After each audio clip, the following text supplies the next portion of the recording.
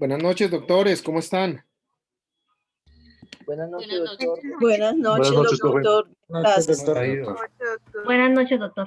¿Qué tal? ¿Cómo van? ¿Todo bien? Sí, señor, todo bien, gracias a Dios. Bueno. Mis doctores queridos, ¿en qué quedamos el día de ayer? La película, profe. ¿Cómo les fue?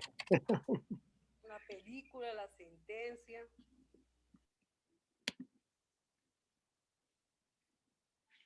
Segundo, por favor, doctores. Doctor, antes de que empiece, yo le podría pedir un favor. Sí, señor. De pronto, de aclararme, yo le había hecho desde la vez clase antepasada Buenas noches, lo profe. del concurso aparente. No lo tengo muy claro, lo de la especialidad, consunción y estas cosas. No lo tengo muy claro, entonces de pronto sí me podría aclarar. Mira, manejémoslo el concurso aparente de la siguiente manera. Cuando encontramos en una definición genérica que puede llegar a existir un concurso aparente, es el evento propio en el cual, con una conducta, o más bien, o con las conductas desplegadas por el agente, aparentemente se vulneran varias disposiciones legales. Aparentemente. Pero cuando uno hace el estudio detallado de los hechos, encuentra que en una de esas conductas está toda la descripción típica necesaria para decir eso encaja solo en esta conducta y no necesitamos de otras más. ¿Cierto? De tal manera que dicen hay un concurso aparente, pero en realidad cuando se hace el estudio dicen no, finalmente dejémonos simplemente con este delito. ¿Qué puede llegar a ser? ¿Qué se me ocurre? ¿Qué delito podría ser en un concurso aparente? Yo creo que acá tengo Un hurto agravado, profe. un hurto agravado. ¿Con qué? ¿En concurso con qué? Puede ser como el que vimos, con un homicidio.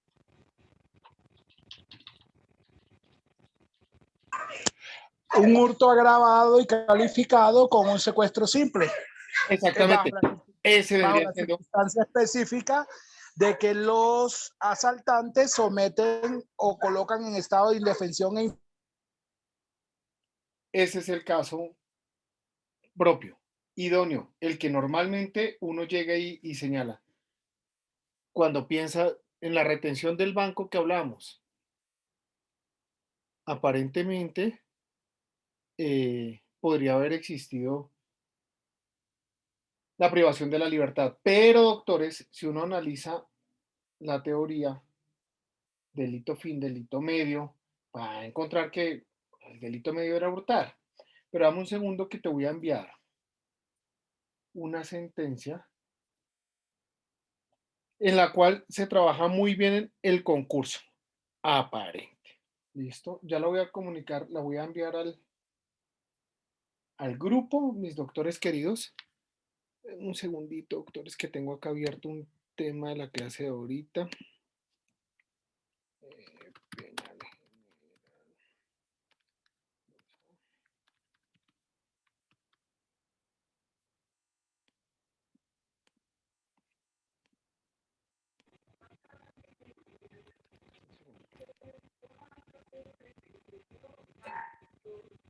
Listo. Pero en sí a uno le toca estudiar mucho esa parte, ¿cierto, profe? Lo que es el concurso real y el concurso aparente, porque Concurso esas dos real, mira, partes. es cuando efectivamente, mira, vete la imagen. Concurso real es donde efectivamente sí o sí necesitamos que cohabiten dos tipos penales distintos. El concurso aparente, uno en principio cree que tiene que cohabitar, pero en el estudio detallado uno dice, venga, un momentico, no se cumple la rigurosidad normativa, exigencias completas de los tipos penales, por ende, no hay necesidad de aplicarla, pero de verdad que sí es de mucho trabajo. Pero ahorita al final de la clase. Profe, lo que pasa es que es que quedan muchos vacíos, muchas preguntas y lo que estamos aprendiendo es que nos está tocando es, pues lo estamos leyendo en sentencias, pero pues quisiéramos también que nos explicara muchas cosas. Ahí quedan muchos vacíos, muchos compañeros tienen varias preguntas. Bueno, listo, empecemos con las preguntas antes de continuar. Pero las sentencias las hemos manejado más que todo para casuísticas, ¿no? Para aplicación, ¿no?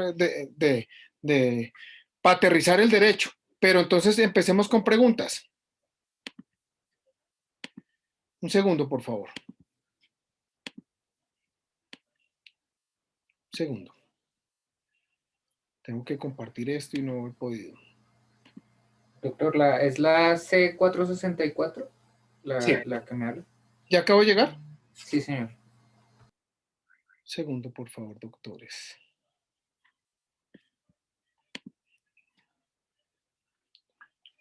Segundo, un segundo.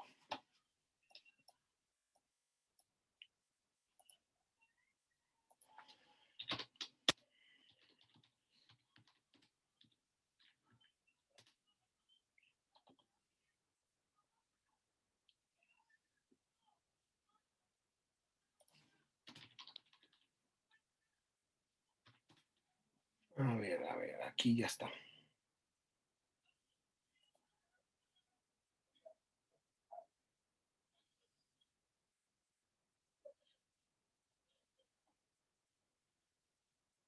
Listo, perfecto. Entonces, Alexander, mira, sin lugar a duda no puede existir una tipificación completa en los dos delitos. Cuando nosotros miramos la teoría del concurso de delitos y llegamos a ese escenario del concurso real y el concurso aparente, pues simple y llanamente vamos a tener que comprender que con una acción, por ejemplo, no, vamos a hablar genéricamente, con una acción vulnero varias veces el mismo bien jurídico tutelado. Con una acción vulnero varios bienes jurídicos tutelados. O con varias acciones vulnero varias veces el mismo bien jurídico tutelado o con varias acciones vulnero diferentes tipos bienes jurídicos tutelados. Cuando tú coges el artículo 31, él no te va a especificar con exactitud qué tipo de concursos hay. Y dice, el que con una sola acción u omisión o con varias acciones u omisiones infrinja varias disposiciones de la ley penal o varias veces la misma disposición, quedará sometido a la que establezca la pena más grave según su naturaleza, aumentada hasta en otro tanto, sin que fuere superior la suma aritmética de las que correspondan a las respectivas conductas punibles debidamente dosificadas en cada una de ellas. En ningún caso, en los eventos de concurso, la pena privativa de la libertad podrá exceder de 60 años. Listo. Sin embargo, doctores, aquí no estamos hablando de concurso homogéneo y heterogéneo. Estamos hablando que esas circunstancias no las está dando propiamente la dogmática. Bien, lo primero para poder llegar a establecer es el primer escenario es lo que tú mencionas, concurso aparente y concurso real. Ya sabemos qué corresponde en cada uno de los dos escenarios. Listo.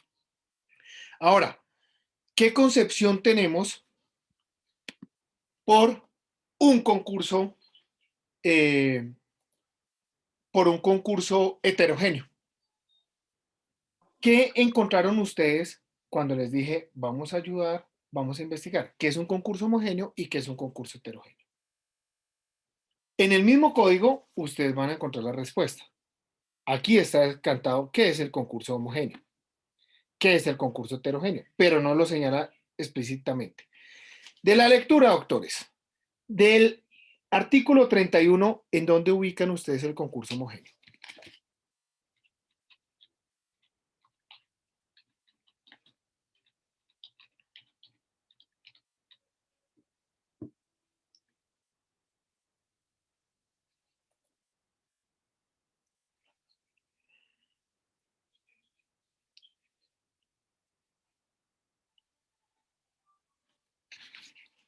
¿Nada? ¿No lo ubican?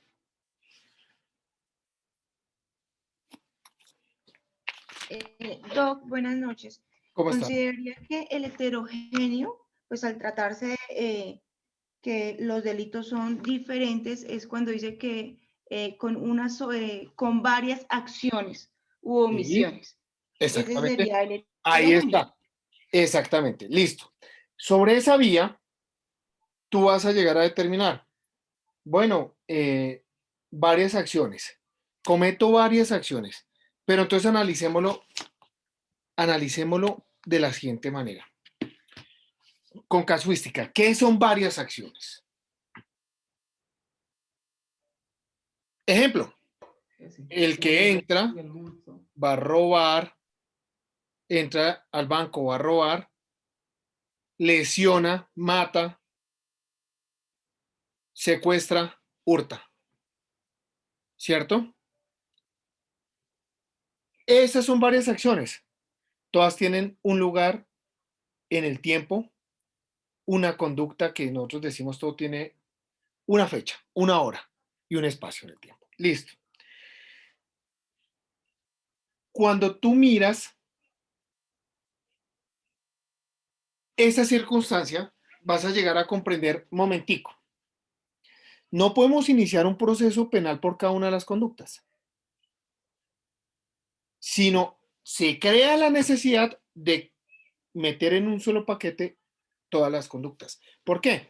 Si ustedes miran, cada una de las conductas son independientes aparte, totalmente, no hay una conexidad absoluta, no hay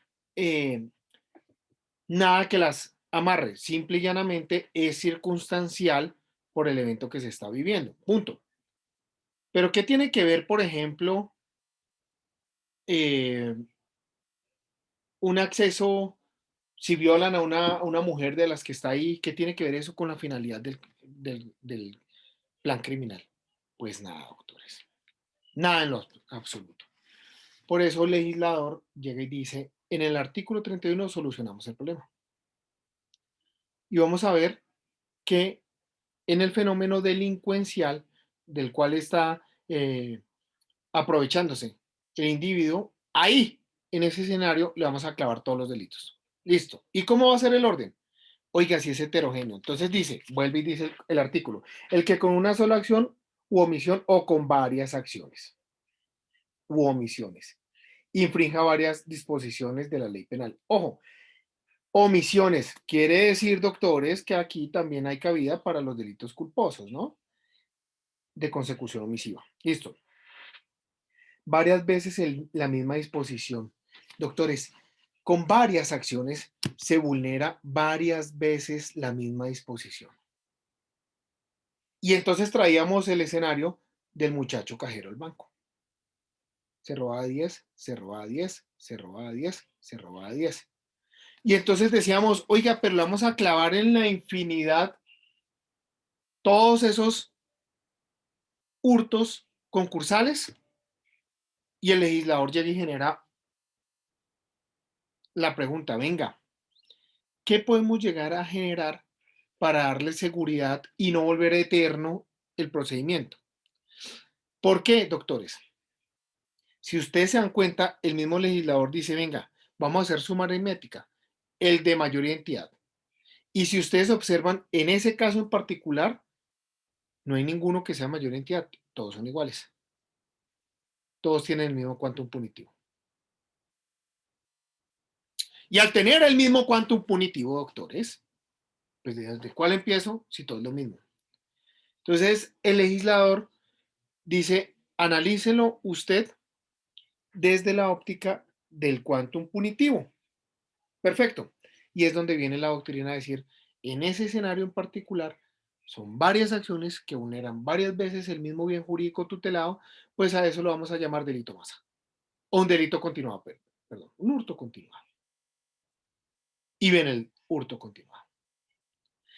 En casos donde sucede exactamente igual, pero el afectado no es un mismo sujeto pasivo, sino son varios, hay pluralidad de sujetos pasivos, doctores queridos. Licenciado, disculpe que le interrumpa.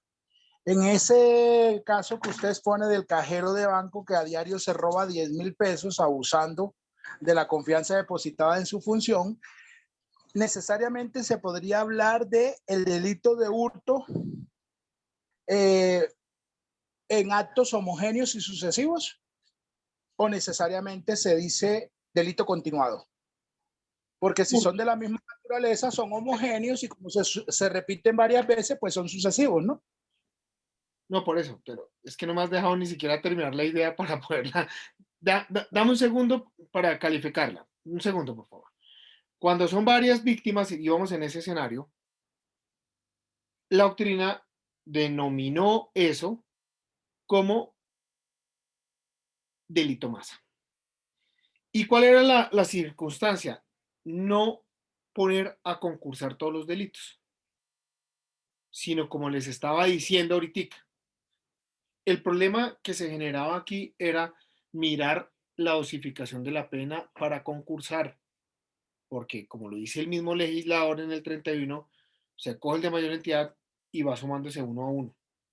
Vamos a hablar de un hurto, puede ser agravado, en concurso heterogéneo con hurto agravado, en concurso heterogéneo con hurto agravado, en concurso heterogéneo con hurto agravado, en concurso heterogéneo. Así, si se robó 10,000 pesos diarios durante 3 años, ustedes se imaginan la calificación jurídica, vendría siendo algo imposible de manejar.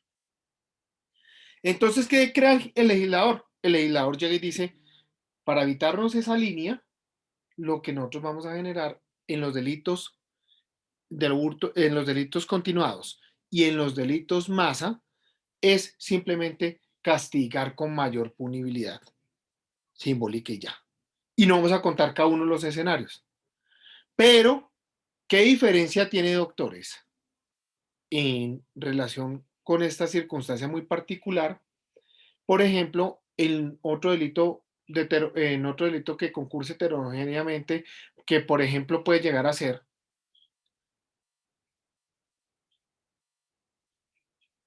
una muerte selectiva. ¿Se acuerdan en la época que estaban matando policías? La época de Pablo Escobar, que tenían preso. Pues doctores, fíjense que por más que sean similares las circunstancias, son conductas diferentes, autónomas, por el simple hecho de que cada una tiene un espacio en el tiempo, modo y lugar. ¿Listo? ¿Y qué vulneró siempre, doctores? El mismo bien jurídico tutelado. Vida. Listo. Vulnera siempre el mismo bien jurídico tutelado. Pero, doctores, y viene el escenario. Si yo pongo una bomba y mato a 15 personas, ¿qué sucede?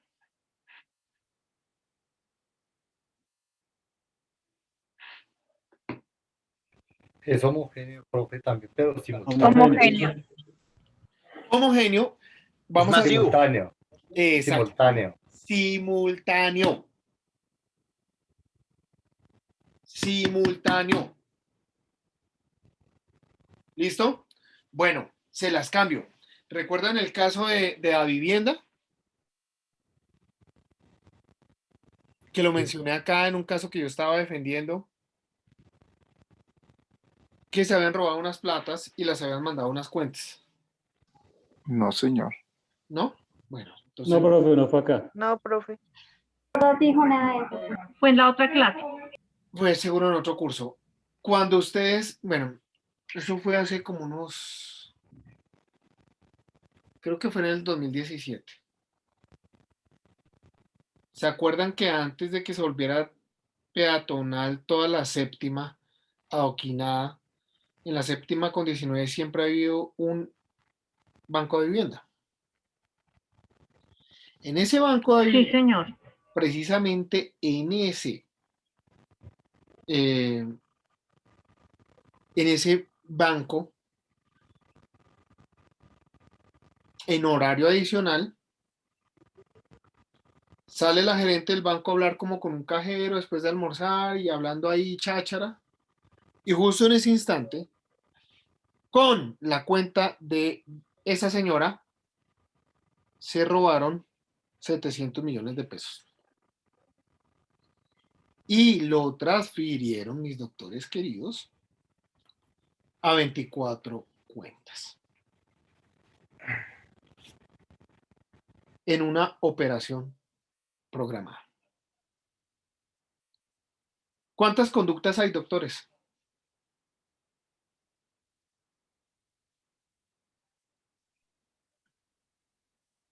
¿Cuántas conductas hay? Una. Una. Ah, entonces es un concurso, eso entonces vendría siendo un concurso homogéneo, ¿sí o no? Perfecto. Una. Pero doctores, resulta que entra a figurar aquí el concurso homogéneo simultáneo. Con una acción se vulneraron. ¿Eso también se llama homogéneo sucesivo? No, el sucesivo es ¿No? diferente. Ah, ya. Sí, a varias cuentas. El sucesivo es con distintas, ¿cierto? Son diferentes. A ver, en el concurso homogéneo, bueno, mire, en el homogéneo simultáneo es el que acabamos de decir, con una acción, varias veces el mismo bien jurídico tutelado. En el homogéneo sucesivo, que es el que están planteando en particular, se realiza varias conductas, que se adecúan, van a tener una tipificación en varios tipos penales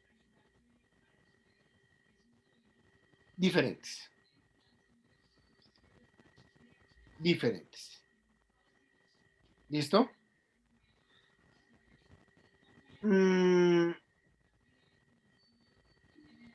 Cuando nosotros miramos, por ejemplo, el caso que siempre traían, creo que Fernando Velázquez lo trae en el libro. Yo les compartí a ustedes el libro, ¿cierto? Señor. Sí, señor. La portada. No. No hay 22 hojas. Un PDF, precisamente de este tema. Sí, profe, Sí, creo, señor, yo ese. ya lo tengo en el computador. Sí, profe, pero yo no lo he leído, profe. Ok, pues es de gran apoyo leer ese libro para poder encuadrar bien en todas las circunstancias. Miren, si mal no estoy, es Fernando Velázquez en ese libro, si no es el de Eduardo Montalegre, que no recuerdo muy bien. Creo que traen el ejemplo de que el sujeto activo tortura a varias personas. Doctores, en realidad uno llega a pensar y dice, oiga, venga, pues están vulnerando diferentes o independientes bienes jurídicos tutelados porque son a diferentes personas generando unos daños independientes.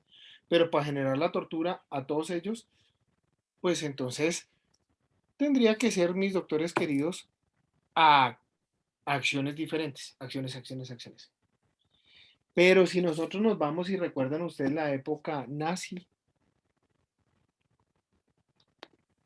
hagamos de cuenta que no era tan letal las cámaras de gas, simplemente que fueran usadas como un instrumento de tortura. En ese evento, mis queridísimos doctores, si hay un instrumento de tortura, vamos a ver que hay una acción. Pero está torturando ¿a cuántas personas? ¿Sí? Es ahí el momento en el cual uno, al momento de calificar, dice, tiene que hacer la suma aritmética, pero acá sí es independiente. Eso ya no puede ser un delito masa. Eso ya no puede llegar a ser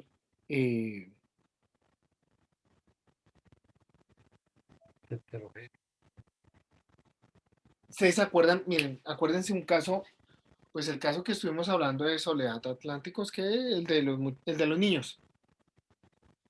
Fundación. Entonces, ¿qué es? ¿Ustedes se acuerdan que en ese caso,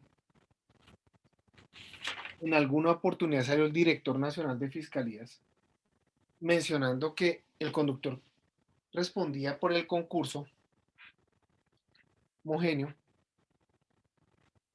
en la cantidad de niños que decía en 32 concursos? Creo que es. ¿Cuántos niños era que fallecieron exactamente? 33. 33 y 2 33. una Un adulto. así en realidad uno tiene que llegar a la calificación, pero en orden económico, de estos hurtos continuados, sí es diferente. ¿Ustedes se acuerdan de DMG, doctores? Sí, señor. Sí, señor. Murcia. Listo. Murcia. ¿Qué fenómeno se presentaba con David Murcia? Doctor, pero eso se vio en el video y lo catalogaban como delito masa. Como masa. Por eso, delito masa. Perfecto. Eso ¿Por se qué? llama captación indebida de dinero. Captación masiva y habitual. Listo. Para poder llegar a hablar de captación masiva y habitual, mis queridísimos amigos, nos tenemos que remitir al decreto 4334 del año 2008. Y en el decreto 4334, ustedes van a encontrar que para que exista captación masiva y habitual, se deben realizar operaciones financieras y recoger dinero del público por más de 20 personas. Para poder recoger plata de más de 20 personas, una entidad tiene que estar autorizado por la superfinanciera. DMG no está autorizado por la superfinanciera. Entonces se simulaba con las famosas tarjetas prepago, el cuento, entregaban bienes, servicios y decían, no, usted no está comprando, usted no nos está regalando plata, usted está comprando. Y listo. ¿Cuántas víctimas tiene DMG?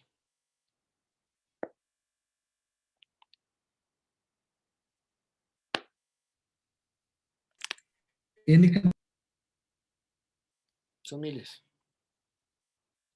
¿Qué pasaba?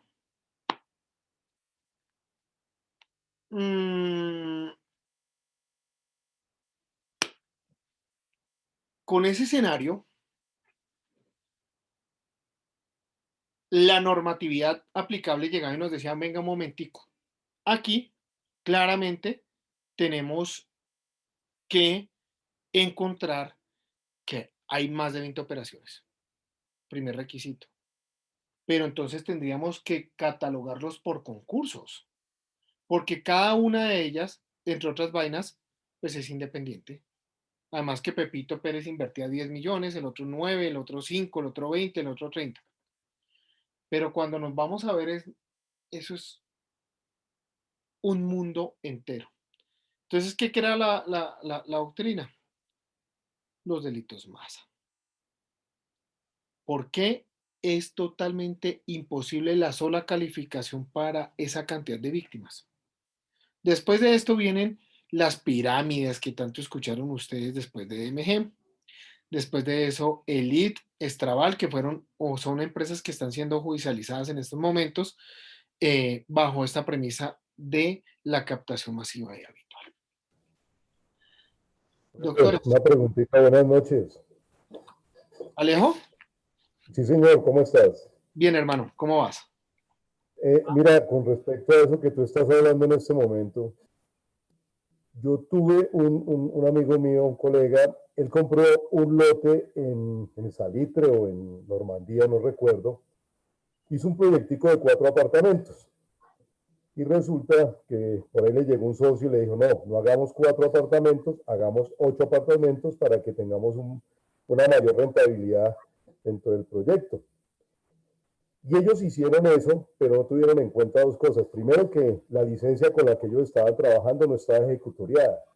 Y segundo, que no tenían el registro de enajenador de bienes inmuebles que se lo da la Secretaría del Hábitat, pues aquí en Bogotá, que se la dan después de 4 unidades de vivienda. Para uno puede vender 4 unidades de vivienda sin ningún problema. Para la 5ª unidad ya tiene que tener registro enajenador. Uno de mis socios, de esos socios, estuvo 2 años en la Modelo precisamente por temas de captación indebida de dinero. Me imagino que ahí caerá el tema de la culpa, ¿no? Por desconocimiento, por ignorancia, por impericia, bueno, todo lo que usted nos ha dicho. Pero entonces me cabe la duda que si se necesitan 20 personas para poder digamos que se cumpla ese dolo, y a estos amigos míos les clavaron por 4 apartamentos más que iban a vender, ¿Ahí qué pasa? Uy, peligrosísimo. Es que el decreto, a ver, la captación masiva habitual se crea. Ay, y qué bueno que hablamos de este tema porque se me olvidaba comentarles algo. No sé si conocen los tipos penales en blanco. Pero bueno, ya miramos qué son los tipos penales en blanco. ¿Por qué se crea el decreto 4334, 4333 y todo lo que habla de vigencia del 4336 y todos esos decretos una explosión gigantesca que se dio en el momento dado por DMG, simplemente por un agarrón entre David Murcia con el presidente Álvaro Uribe y se crea toda la situación? Para poder llegar a analizar el punible de captación masiva y habitual, si quieren hagamos una cosa, lean el artículo y voy a explicar algo del tipo penal en blanco. No recuerdo qué artículo es. 316. Por favor, ¿alguien me regala la lectura?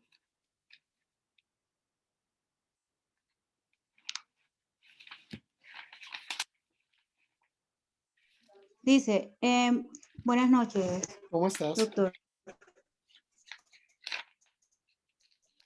Bien, dice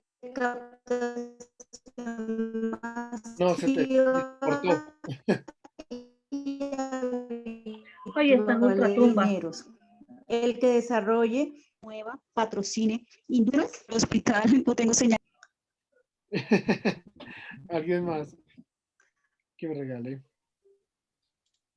El que desarrolle, promueva, patrocine, induzca, financie, colabore o realice cualquier otro acto para captar dinero del público en forma masiva y habitual sin contar con la previa autorización de la autoridad competente, incurrirá en prisión de 120 a 240 meses y multas hasta, permítame un momentico. Multas hasta de 50.000. Hasta de 50.000, listo. Salarios mínimos legales mensuales. Eso. Gracias. Perfecto. Qué pena, profe, ¿me repite qué artículo es? ¿El 316? 316. Gracias. Listo, doctores, fíjense. Cuando vamos a hacer el análisis, ¿cuál es el verbo rector acá? Desarrolle, promueva, patrocine, induzca, financie, colabore o realice cualquier otro tipo de acto para captar dinero del público en forma masiva y habitual, y aquí viene el meollo del asunto, sin contar con la previa autorización, ojo, de la autoridad competente. Doctores, esto es lo que determinamos nosotros un tipo penal en blanco. Resulta que el mismo artículo no nos está dando la solución, porque no nos está diciendo y cuál es la autorización de cuál autoridad y cuándo y cómo se pide, ni absolutamente nada, no tenemos ni idea de qué es lo que quiere el legislador. Y entonces los tipos penales en blanco nos hacen una remisión normativa a otra disposición legal. Una remisión normativa a otra disposición legal. Es decir, que la respuesta está en otra norma. Y para el delito, precisamente su configuración, se requiere la aplicabilidad de el decreto 4334.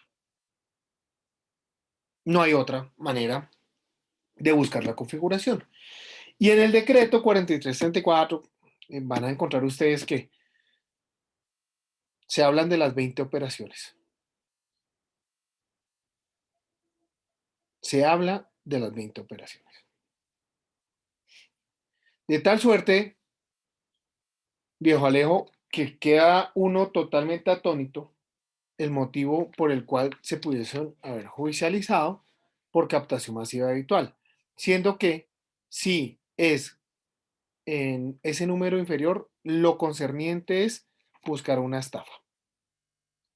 Y tendría que haberse judicializado. De por sí que eso le llovieron, obviamente, pues, porque ellos ya habían hecho las preventas, le tuvieron que parar el proyecto, se quebraron, todas las demandas habidas y por haber, y bueno, problemas en el consejo profesional porque les cancelaron la matrícula, suspendieron, no se las cancelaron.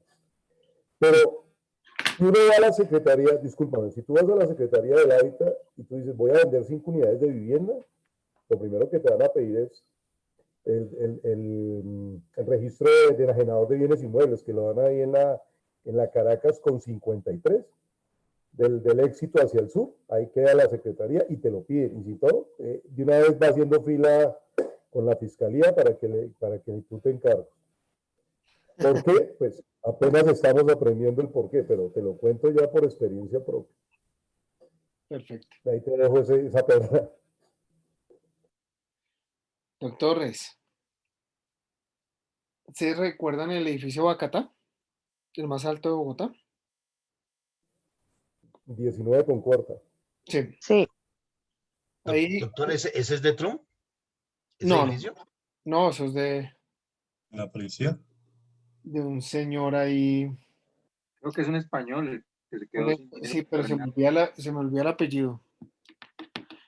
Él tiene Bacatá, en Cartagena tiene otro. Tiene otro. Y en los dos se incumplió. En este, ustedes van, doctores, y observan que la mayoría de las oficinas están desocupadas. Los baños no están funcionando bien y todo el evento se viene presentando a raíz del incumplimiento. La torre más alta iba a ser un hotel, eso nunca funcionó, hay locales vacíos, pero iba un proyecto muy bien organizado, doctores. Doctores, ahí se recogió plata de como 380 personas, más o menos. En comienzo, sin la existencia del 316 y con este decreto que les mencioné, doctores, estaríamos hablando de estafas. ¿Por qué? Porque usted empieza a pagar lo más, mantiene un error, finalmente usted compró un bien, ojo con esto, compró un bien con ciertas características el cual nunca le han entregado ni siquiera. Pero lo han mantenido en el error y va manteniéndose en error. Con la creación de captación masiva habitual, pues estamos viendo, usted está recibiendo el dinero. Listo. Pero el meollo del asunto acá es, para usted recibir el dinero, doctores, tiene que contar de la autorización con la autorización pertinente. ¿Y quién va a ser el que le autoriza la operación? Entonces, por esta figura, es que ustedes siempre van a ver cuando está una obra que dice la fiducia. ¿Por qué? Porque, tal como lo dijo ahorita Rafa, Alvarito Iré, Alejandro. Alejandro, el que habló, sí. Alejo, doctores, se recibió directamente la plata por parte de los constructores. Pero si ustedes miran en esos proyectos, quien recibe el dinero es la fiducia. Y la fiducia es una entidad vigilada por la superfinanciera con la autorización para poder recibir los dineros. Listo. Entonces, cuando ustedes van al estudio, eso es captación masiva habitual y se le van encima al escenario y, venga, pero es que el tipo no fue el que recibió la plata. Directamente. La recibió la fiducia. Entonces si la recibió la fiducia, pues miremos si hay un incumplimiento contractual. ¿Necesariamente tiene que converger el derecho penal? No. Pueden existir obligaciones. Simple y llanamente demanden. Al día de hoy, doctores, ese proceso está más en lo civil que en lo penal. ¿Sí? Pero cuando me llegaron a consultar, estaban por la índole de la captación y yo les dije, para que se configure la captación masiva habitual, digamos, se cumplen los primeros presupuestos, pero dice el que reciba y él no recibe. Y pasa algo muy importante, doctores, que al momento de constituir una fiducia, eso se convierte en un patrimonio autónomo. Y al ser un patrimonio autónomo, ya la persona, si se le desembolsen al español, ya no es el mismo dinero que provenía de los terceros directamente. Entonces dije, la cuestión no es por captación. A lo sumo, en el peor de los casos, una estafa. Pero si usted se da por una estafa, le van a decir lo que es un incumplimiento contractual. Y ahora el berraco problema es cómo le paga a 380 personas ese cojonal de plata. Ese es el escenario. Y esos son los tipos penales en blanco. Otro tipo penal en blanco, doctores. ¿Cuál se les ocurre?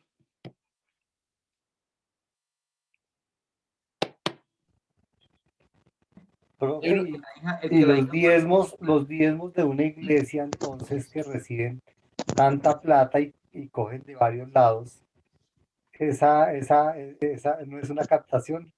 El problema es que ellos ni tributan ni todas estas No, ellos circunstancias. están exentos de todo. Exacto. Las iglesias cristianas están exentas de toda tributación y el diezmo no se tipificaría como Bueno, una pues captación. cristianas y no cristianas, ¿no? Iglesia. Tanto será que, por ejemplo, en el caso de la Iglesia Católica, tienen que avalar al abogado. Al abogado no, sino al contador. El contador, yo puedo tener mi título de contador, pero si quiero llevar la contabilidad a una iglesia católica, tengo que tener un certificado de la curia que me indique que puedo ser contador de la iglesia católica, porque efectivamente ellos manejan sus dineros. Entonces, digamos que uno tiene un límite de confidencialidad de habeas data pues muy superior. Y ellos están exentos, todas las religiones en Colombia, y creo que, me imagino que muchos países están exentos de cualquier tributación. Así es, así es. Pero recuerden que aún así, inclusive, se trató de hacer una intervención por parte de la Fiscalía General de la Nación a la iglesia de Mira en una oportunidad. Y finalmente, pues obviamente eso terminó en nada. Doctores, hay un tipo penal. Anita.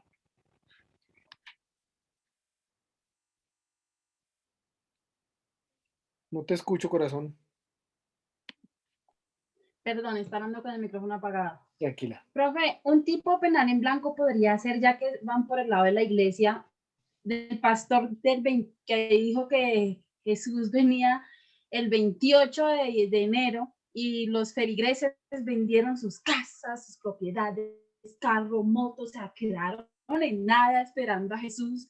Y el pastor a la fecha no tiene, la iglesia no tiene ni idea, señor, dónde está, no lo encuentran. Él puede ser un tipo de penal en blanco, este caso. El derecho penal, el derecho en general dice, nadie puede alegar su propia culpa, ¿cierto? Nosotros los penalistas vemos este tipo de casos como nadie puede alegar su idiotez en su propia culpa, en favor suyo. Ahí no hay ningún contrato. Ahí no hay absolutamente nada. Simple y llanamente es un diezmo. La creencia. Es donación. Ni siquiera es donación. Ni siquiera es donación. De verdad que la conducta es atípica. No hay con qué. Y no tienen con qué y no lo van a encontrar nunca. Pasa como también las inscripciones de las plataformas de esas de criptomonedas y toda esa cuestión. Ellos levantan, no hacen contrato, recogen plata de varias gente, después no aparece la plataforma y ya. Pero eso ya vendría siendo una estafa. ¿Vale? Miren, otro tipo penal en blanco, ustedes recuerdan, mis doctores queridos, que al comienzo de la pandemia todo el mundo estaba diciendo, uy, lo van a joder, que violación de medidas sanitarias. Sí. Sí, señor. Busquemos, porfa, ese artículo, es que no recuerdo bien, eso es como 4 algo, si mal no estoy.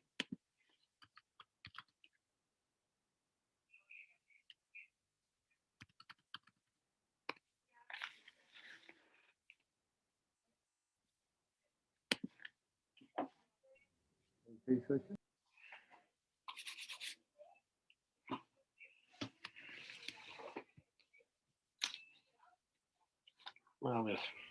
368, doctor, ¿no es ese? ¿Cómo es? Artículo 368 del Código Penal, ¿no es ese? Violación a medidas sanitarias. Sí. Sí.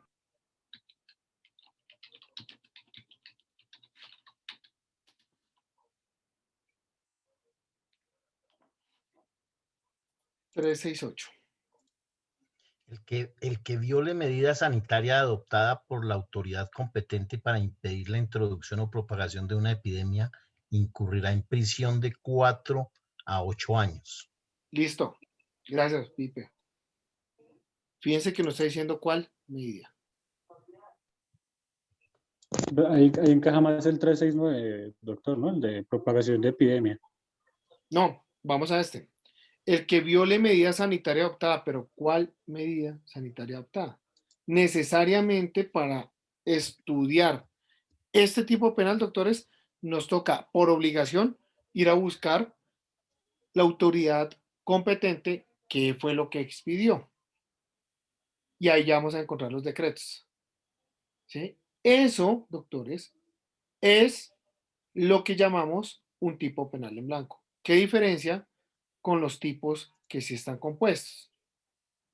Homicidio, el que matare a otro. No tenemos que ir a pedirle a alguna autoridad que nos diga qué significa matar o cómo matar. ¿Vale? Simple y llanamente son claros las disposiciones legales en este tipo de escenarios, no son claras. ¿Listo? Simple y llanamente, por obligación nos toca ir allá. Por ejemplo, este tema de los artículos que, digamos, que le dieron unas facultades para las alcaldías y para todos los municipios para que tomaran medidas en el tema de la pandemia.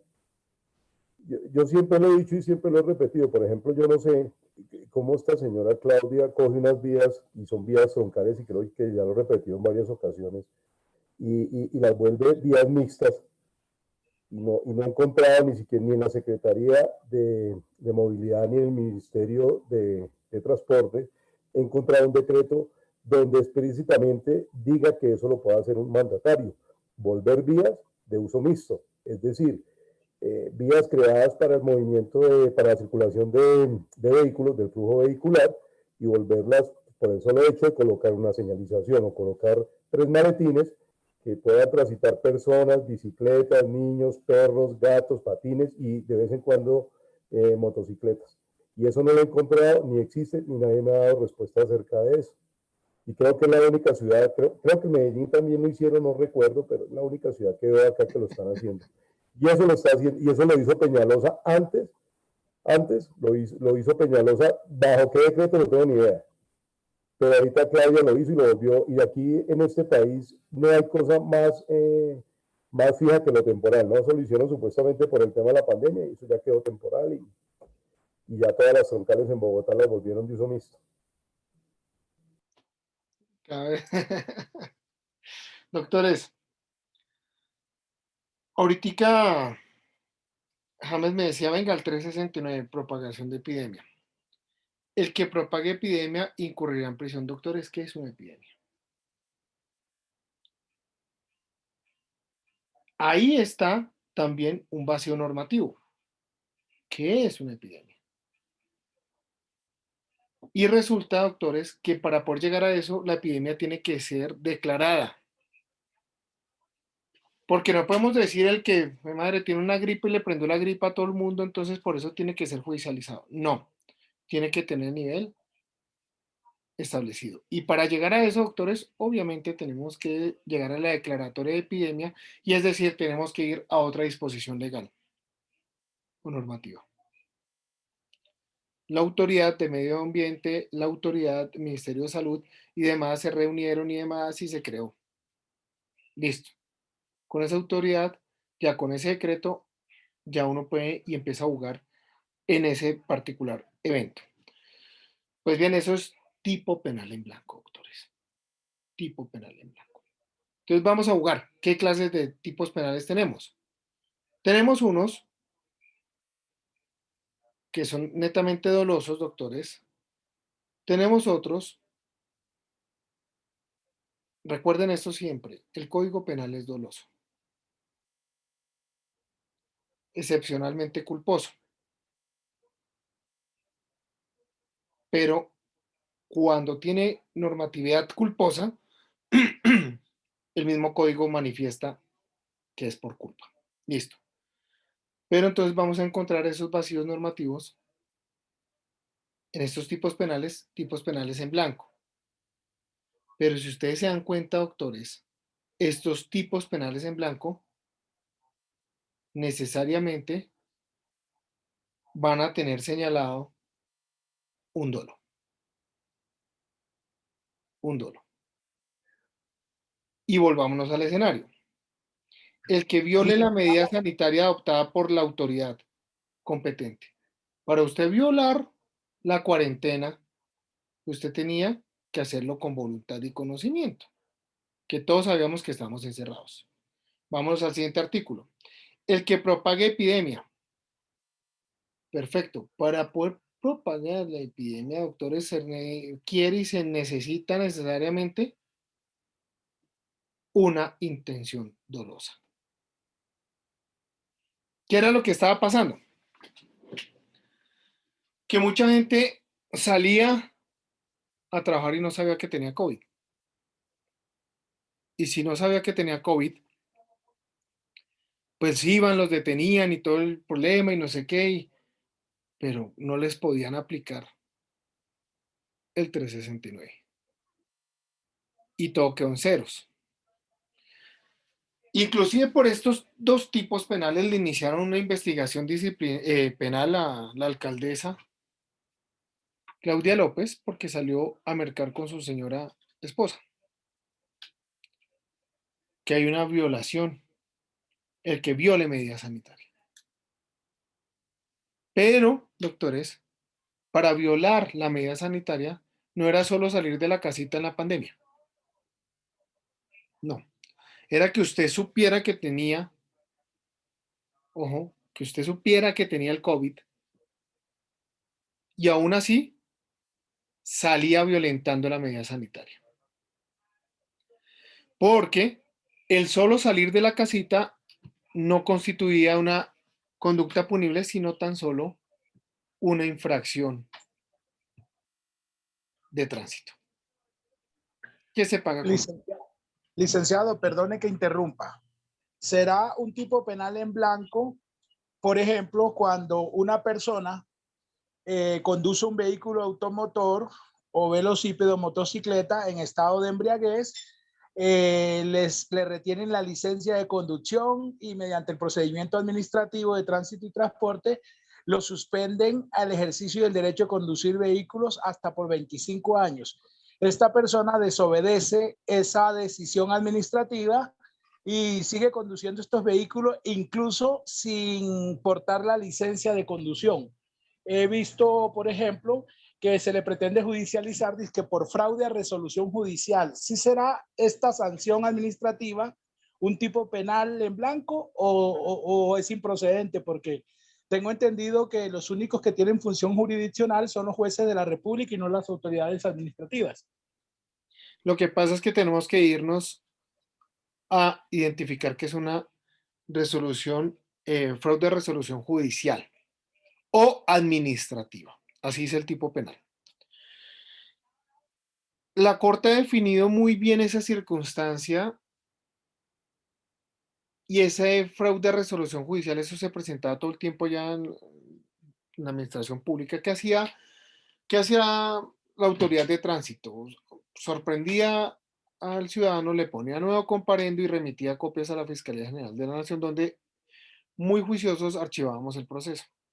¿Por qué? Porque si bien es cierto, a usted intrínsecamente le van a llegar a decantar y a decir, usted sabe que no tiene pase, pero aún así, que usted tiene el pase, la licencia de tránsito, la tiene suspendida, pero aún así sale. Doctores, fíjense que usted con tener la licencia de tránsito suspendida quiere decir que usted tiene licencia de tránsito. ¿sí? En realidad lo que usted está cometiendo es una infracción administrativa. ¿Vale? ¿Qué vendría siendo? Un fraude a resolución judicial o administrativa. Cuando hay un sellamiento, por ejemplo, de una obra. Es una orden y usted ya no tiene la licencia, por ejemplo, no tiene la licencia y empezó a construir. Si usted no tiene la licencia, pues sella la obra. Y al sellarle la obra, pues compita, usted va y empieza a construir tras bambalinas. Compita, eso sí es un fraude a una resolución judicial o administrativa, inclusive policía, ¿no? Entonces, el tipo penal tiene una concreción en la jurisprudencia, doctores, porque es que lo que pasa es que ustedes tienen y van a ver a lo largo de su vida jurídica que cualquier tema que se les ocurra del derecho, el que sea, está definido en la jurisprudencia. ¿Listo? Sandra. Doctor, yo quisiera preguntarle una cosa. A fraude de resolución judicial o policiva es el artículo 454. Si yo, por ejemplo, me declaran contraventora en un proceso de policía porque hostigué a una persona, la desalojé y la inspección de policía me está imponiendo una sanción y aparte me obliga a volver las cosas como estaban antes de los hechos y yo no obedezco, ahí estoy faltando a resolución judicial. Es que no es tan sencillo. No es tan sencillo. Hay que tener una voluntad, ¿cierto? En este escenario tú tienes una obligación que se te creó. Y tu voluntad es no cumplir la obligación, ¿cierto? Pero, ¿qué es lo que busca el derecho penal? El derecho penal es la última ratio, como vimos en las primeras clases. La última razón, el último escalafón del derecho. Si tú cumples una orden de esa naturaleza, tú tienes una sanción. Te imponen una sanción. Es decir, que sigue en dominio del derecho administrativo sancionador. La circunstancia. Ya cuando no tenemos nada más que hacer, que se agotaron todos los recursos, es de interés del derecho penal. ¿Listo? Gracias, doctor. Vale. Doctores, ¿qué más preguntas hay?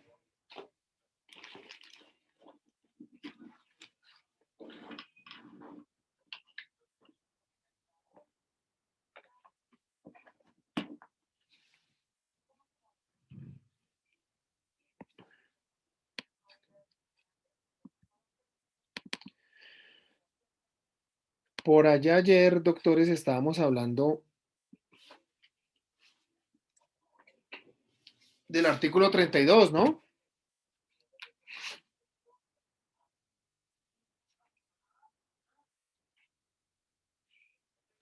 De la ausencia de responsabilidad. ¿Alcanzamos a tocar algo de esto, doctores? No, terminamos con No, no, el señor. artículo No, 31 señor. del concurso de... No, señor, del artículo 32 no tocamos nada, ausencia de responsabilidad, No. absolutamente nada. En uno de los casos empezamos a hablar que, para hablar el tema de ausencia de responsabilidad, creo que alguno de ustedes me trajo el escenario. Un ejemplo. Y vamos a analizar esto. Perfecto. Ausencia de responsabilidad, doctores.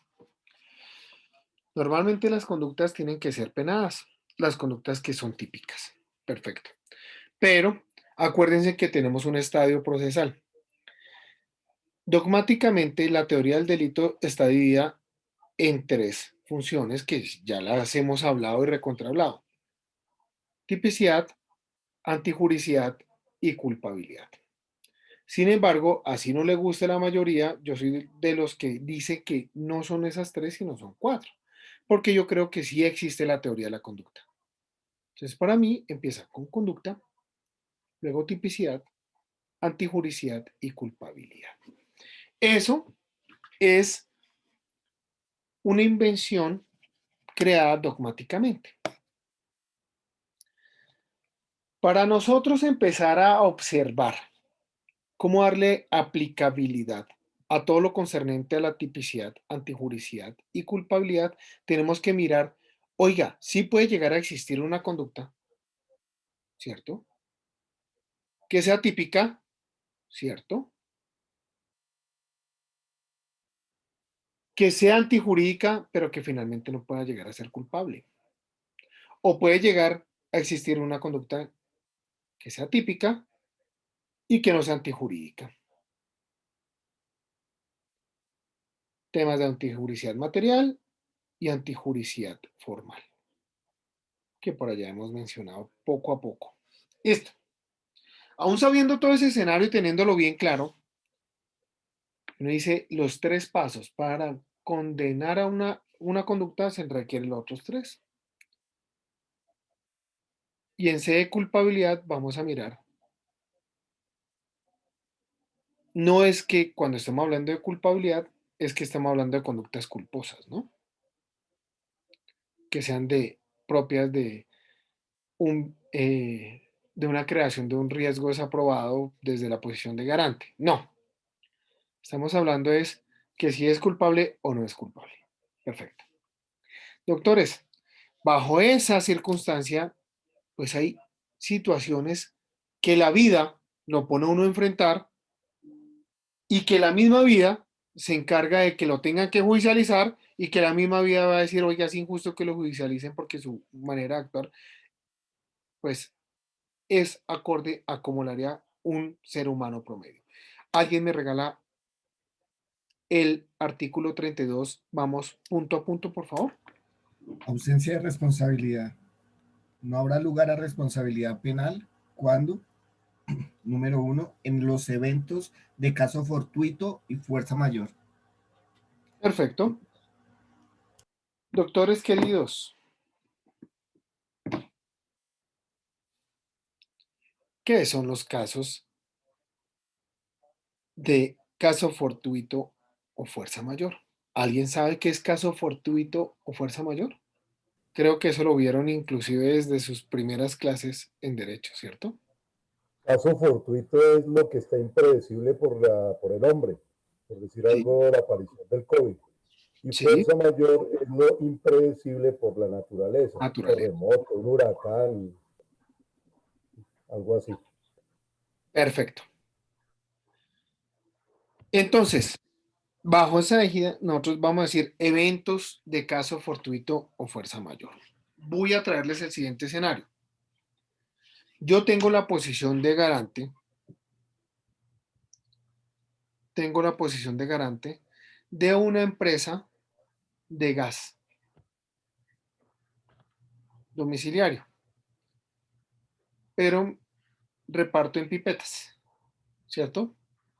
Perfecto. Tengo mi local lleno, repleto de gas y pipetas repletas. Doctores, se viene un temblor el berraco. Hace que se produzca un deterioro en el sistema eléctrico, se genera, como consecuencia de ello, un cortocircuito, se genera un incendio y se genera una berraca explosión de madre. Mata a 30 personas alrededor. Si no viene el terremoto, doctores, no pasa nada. Es un hecho de la naturaleza.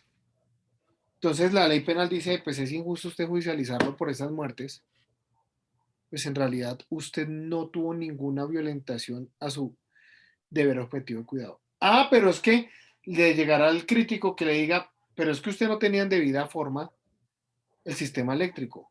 Ah, bueno, pueda que yo no tenga en debida forma el sistema eléctrico. Entonces yo ocasioné un daño de índole civil que tendría que ser analizado desde una responsabilidad civil extracontractual.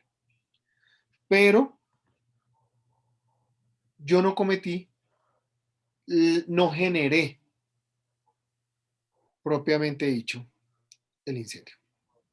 Listo. Numeral segundo, por favor.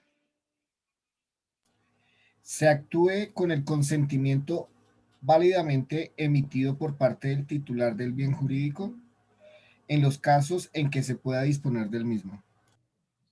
¿Qué se les ocurre aquí? Se actúe porque el otro, es decir, el sujeto pasivo aquí, fue el que dijo que lo hiciera. Doctor, ¿opera la eutanasia? La eutanasia. Y aquí viene algo muy importante para que vean. Sería como un concurso aparente, como un homicidio de propiedad, más o menos.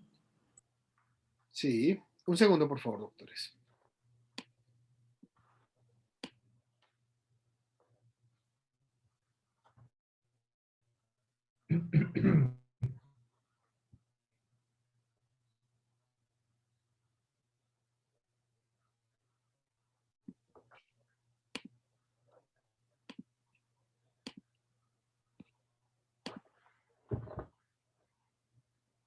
Doctor Quintana, ¿cuántas eutanasias ha practicado usted?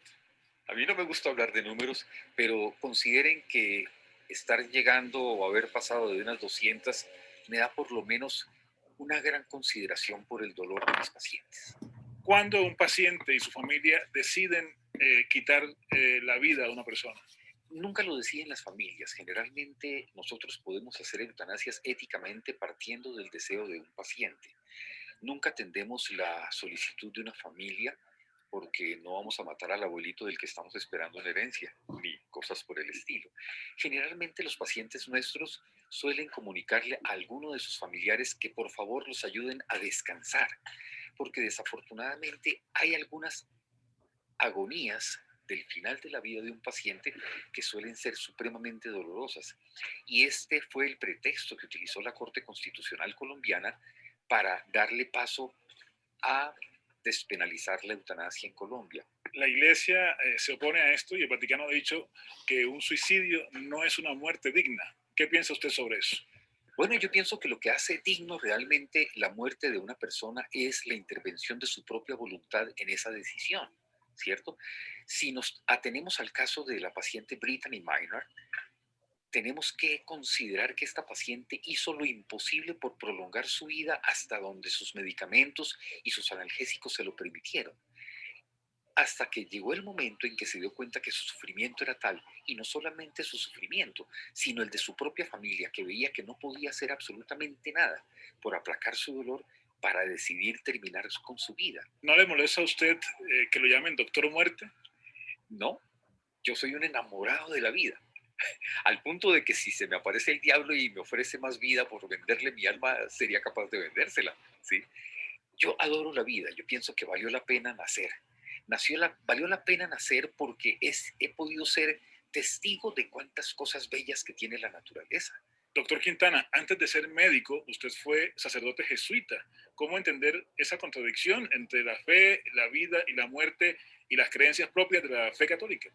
Pues fíjate que no, yo diría que justamente las enseñanzas humanísticas, filosóficas que me dieron a mí los jesuitas son justamente las que me tienen haciendo eutanasia. Porque solamente cuando tú tienes una sensibilidad tal que te permite sentir el dolor de un paciente y comprender el derecho que él tiene de disponer de su propia vida, es cuando tú entiendes que debes no darle la espalda y mandarlo a morir solo en su casa. ¿Cómo ven esa situación? No sé si ustedes leyeron la sentencia de la eutanasia. No sé. En la mayoría de cursos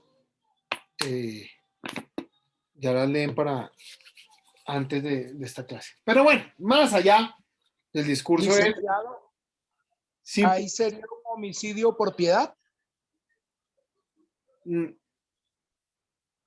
Manejémoslo desde esta idea. Antes de la eutanasia se manifestaba la existencia del homicidio por piedad. Así lo teníamos contemplado y así lo teníamos visualizado. ¿Qué es lo que pasa? En esa sentencia la Corte Suprema, la Corte Constitucional llega y analiza y dice, venga un momentico, hay un bien jurídico de primer orden que es la vida. Pero también si nosotros estamos diciendo, estamos protegiendo que una persona no puede llegar nunca a ser torturada, a la larga, una persona que esté padeciendo una grande enfermedad, pues está siendo torturada, quieran o no quieran. Entonces, toca todo el tema de los principios, mira la dignidad humana como un gran referente. Y finalmente llega y dice, un momentico, en Colombia se va a autorizar la eutanasia, pero siempre y cuando exista el convencimiento propio. Del paciente. Fíjense, doctores, que ahí ese doctor lo manifestó varias veces. Consentimiento válido de la persona.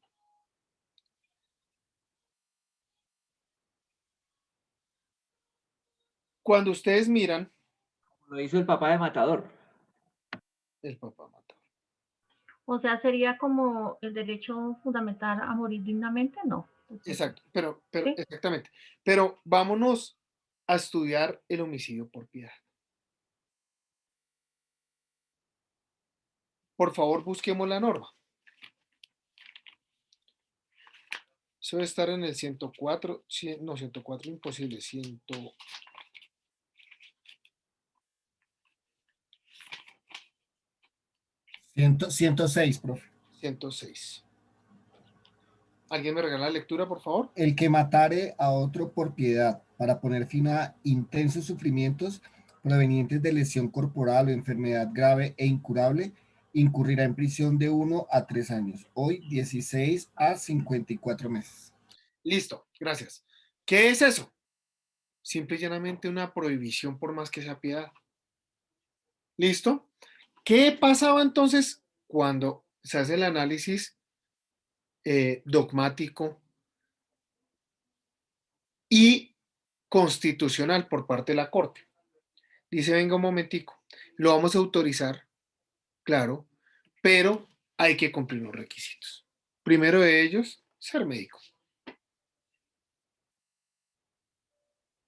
Y estar autorizado para ello. Quiere decir eso, mis doctores, que antes, así fuera médico, respondía por un homicidio por piedad. Ya después, simple y llanamente con esta aplicación y avance normativo jurisprudencial, dijimos, hay excepciones. Entonces, mis doctores queridos, un tipo como el que ustedes acaban de observar, pues tiene licencia para matar. ¿Listo? Pero siempre con el convencimiento válido y, sin embargo, doctores, otro de los requisitos es que la enfermedad sea incurable. Incurable. Doctor, una pregunta. Dímelo. Digamos que un paciente que no pueda hablar, no pueda responder, porque pues obviamente está en estado extremo. Ahí en ese caso, ¿cuál es la voluntad o en qué momento se da la voluntad? Eso también está contemplado en la sentencia. Y ahí está la... Y los niños. Mira. Cuando están en esos coma profundos que ya llevan 2, 3 años. Exactamente. Ahí no hay voluntad. Ahí no hay voluntad, imposible. La sentencia toca esos tópicos porque son hechos propios. Se hace una junta médica, en la junta médica se hace una calificación, en la calificación se determina si la persona puede o no volver a su estado normal. Luego de ello, sí se toma consentimiento familiar, en los casos extremos. ¿Listo? En los casos extremos. Pero es excepcionalmente. ¿Vale? Profe, pero cuando la persona ha dejado un documento por escrito en una notaría o en un registro, donde dice que si en los eventuales casos de que quede en total indefección autoriza la eutanasia, ¿eso es válido? Sí puede llegar a ser válido. Contemplando en caso de que yo llegue a estar así, sin embargo, fíjense que el estado que va a tener la persona antes de no es el mismo al de el momento en que se va a aplicar la eutanasia. Entonces, los criterios personales pueden llegar a variar, pero yo creo que puede llegar a funcionar. Yo creo que puede llegar Por a ejemplo, profe, en el caso de la esclerosis lateral amiotrófica, la ELA, funcionar. que el individuo inicialmente le dicen, usted tiene esta enfermedad y de aquí en adelante va a tener todo Una una parálisis. mala vida que se va a degenerar completamente, él puede dejar por escrito que Sí, no quiere vivir hasta el último término, sino cuando ya tenga ciertas exactamente. condiciones que no le permiten, por ejemplo, no respirar, sino que estar conectado, bueno, etcétera, etcétera. Él puede dejar eso y eso es válido jurídicamente. Claro, Julito. Mira algo muy importante. Primero, ya tiene conocimiento de la enfermedad. Y eso sí que es relevante.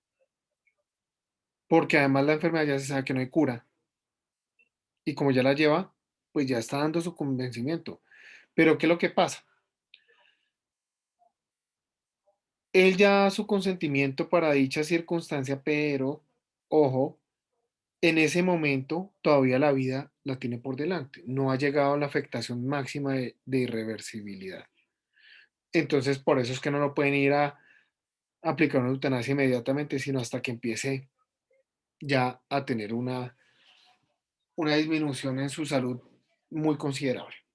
Y después, previa junta médica, calificar. ¿Listo? ¿O sería cuando ya esté previamente degenerado, como se dice? Sí, ya que esté muy, muy avanzada la enfermedad. ¿Sí? Tengo otra pregunta, pero no sé si me salga el tema, profe, y después me peguen.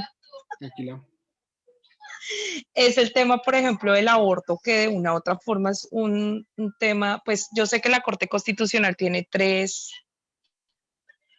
situaciones especiales para ese tema, ¿cierto? Pero, por ejemplo, en esos abortos que se forman clandestinamente, ¿cómo podría penalmente, por ejemplo, configurarse ahí un asesinato No, a simplemente, un nasciturus que no ha vivido? ¿Cómo se manejaría eso? simplemente por aborto. Eso es un tipo penal autónomo. Ok. ¿Vale? Ese es el delito, aborto. Y lo que están buscando ahorita es despenalizar el aborto. O sea, eso es lo que está contemplado en el artículo 122 penal, del Código Penal. Así es. Listo, doctores. ¿Alguien me regala el siguiente numeral?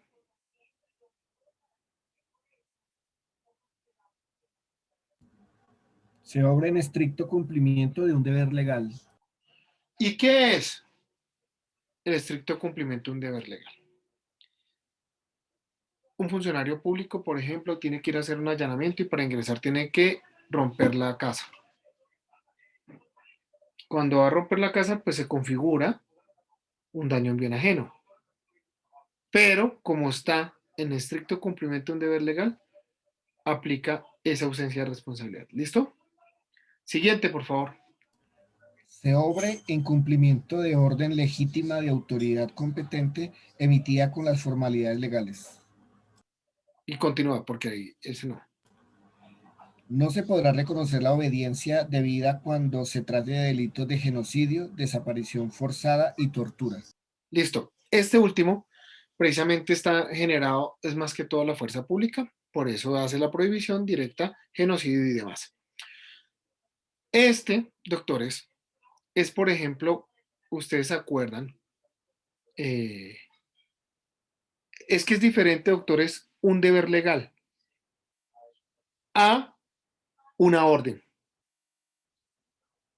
Fíjense, entre los dos hay diferencia. Un deber legal a una orden. ¿Vale? En el deber legal vamos a encontrar todos los accionarios policivos, represivos, preventivos y demás, ¿cierto? Pero cuando existe una orden, por ejemplo, dar de baja a este enemigo de la patria, guerrillero, y llega la operación militar para darle de baja, ellos están cumpliendo una orden que está emitida con todas las formalidades legales. Claro, siempre y cuando ustedes se dan cuenta de algo. La orden no es darle de baja, es algo colateral. La orden es detener, ¿cierto? Pero viene el cuestionamiento de los bombardeos, doctores.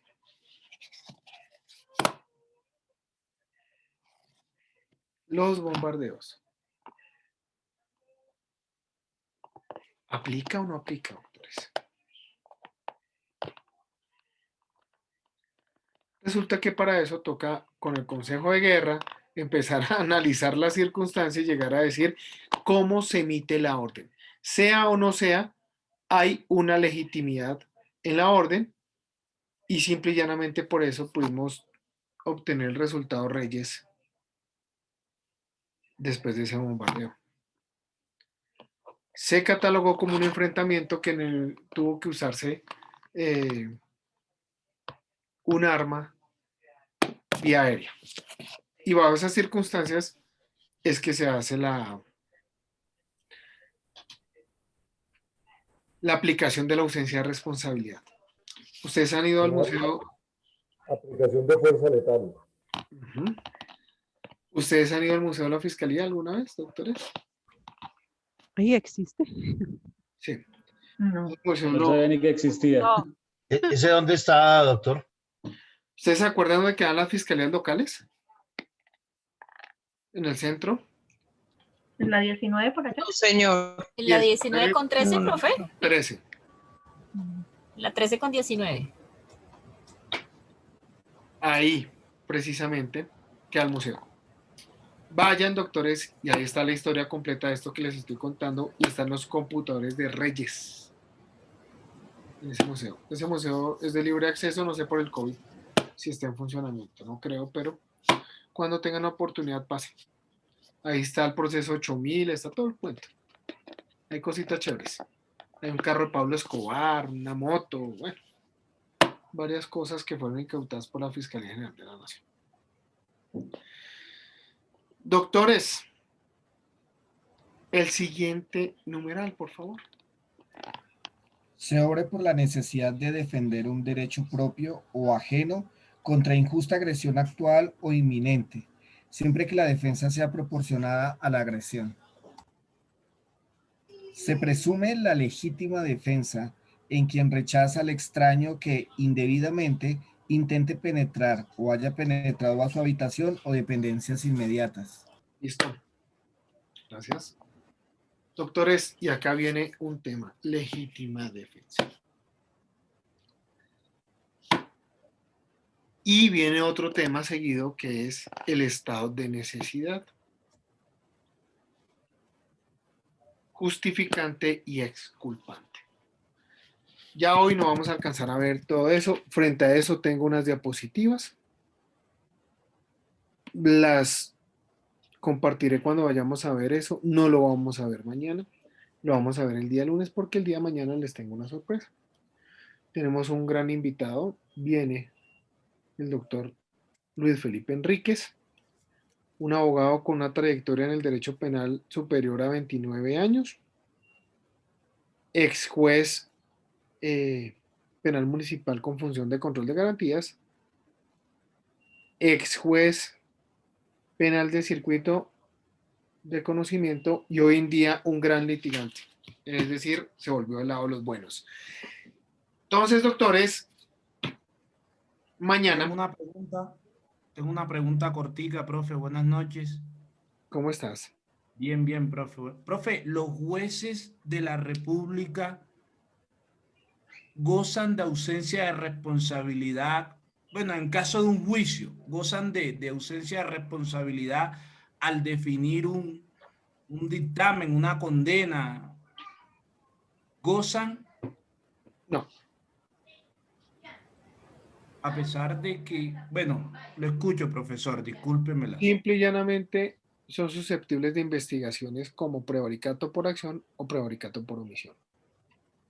Y para eso hay toda una reglamentación. Por ejemplo, simplemente el apartarse de una jurisprudencia de forma dolosa, sin dar explicaciones el por qué se aparta, si ya la Corte ha manifestado una tendencia, puede llegar a configurar un prevaricato por omisión. Entonces, también les cabe el derecho penal a los señores jueces. ¿Listo? Gracias, licenciado. Doctores, Gracias. mañana vamos a hablar de algo importante, amigos. Aprovechemos. Esto que hemos venido tratando poco a poco la autoría, va a hablar de tipos penales y vamos a hablar de autoría.